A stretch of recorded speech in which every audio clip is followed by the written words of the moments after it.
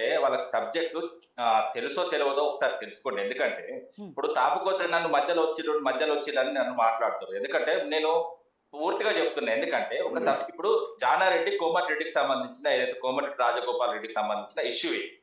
కేసీఆర్ గారి ఇష్యూ లేదు. కేసీఆర్ గారి పాత్ర ఏంది, ఉద్యమం ఏందన్నది తెలంగాణ ప్రజలకు తెలుసు.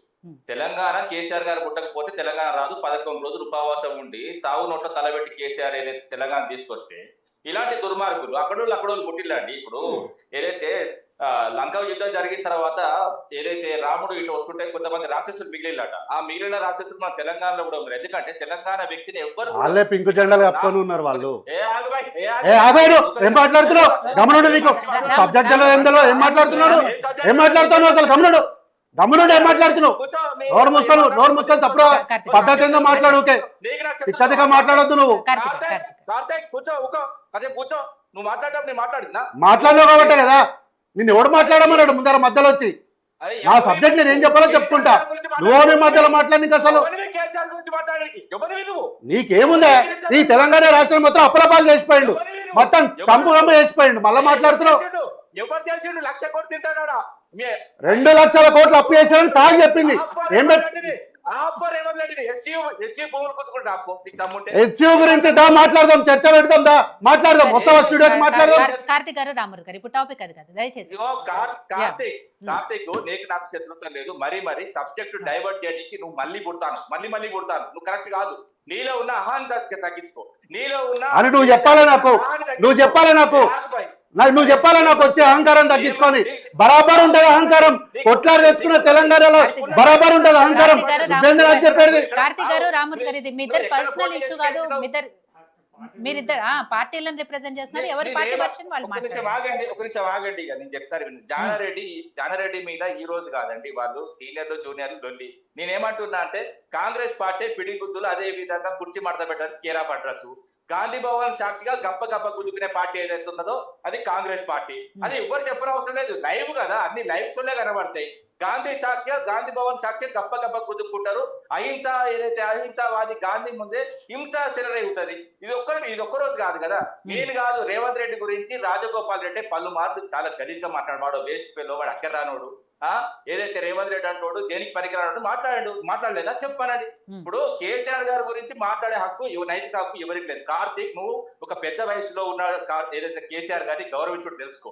నువ్వు తెగ గౌరవిస్తావు ముఖ్యమంత్రి.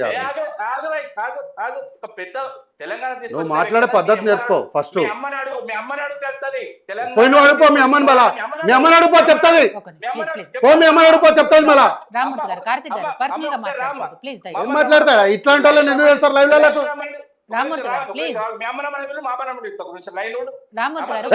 ఏం మాట్లాడతా? గమనుడు తీసా లైవ్ లోకి తీసేయండి. నన్ను ఎవరైనా తీసేయండి. దయచేసి కుటుంబాలను తీసుకొస్తాడు. ఎవరైనా అసలు పర్సనల్ గా మాట్లాడుకోవద్దు ఎవరు కూడా. రామూర్తి గారు అయి ఉండొచ్చు, కానీ దాని కుటుంబ సభ్యులను ఎందుకు తీసుకురావటము? మన లైవ్ డిబేట్ లో మన టాపిక్ ఏంటో మనం మాట్లాడదాము ప్లీజ్.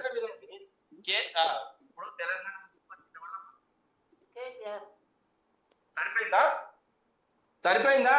ఏజ్ లో పెద్దోళ్ళని వినాలే. నీకు సంస్కారం లేదు, సభ్యత లేదు, ఏం లేదు నీకు. అర్థమైందా?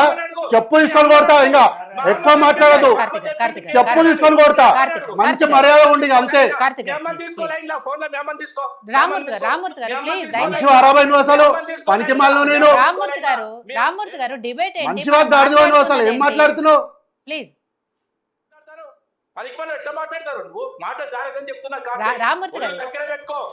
అయ్యో నువ్వు చర్చలో మాట్లాడరా బై కథ అంతే. ఇంకంతకు మించి మాట్లాడొద్దు. అర్థమైందా? రామూర్తి గారు కార్తిక్ గారు ప్లీజ్ దయచేసి. మీరిద్దరు పర్సనల్ గా ఎందుకు కొట్లాడుకుంటున్నారు నాకు అర్థమైతే లేదు.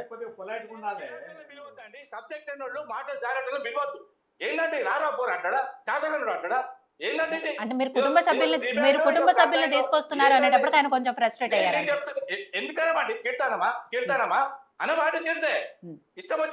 తిట్టకపోయినా మన డిబేట్ లో కుటుంబ సభ్యుల ఆయన బంద్ చేసి సబ్జెక్ట్ మాట్లాడిపించండి మేడం. ఆయన బంద్ చేసి సబ్జెక్ట్ మాట్లాడించండి.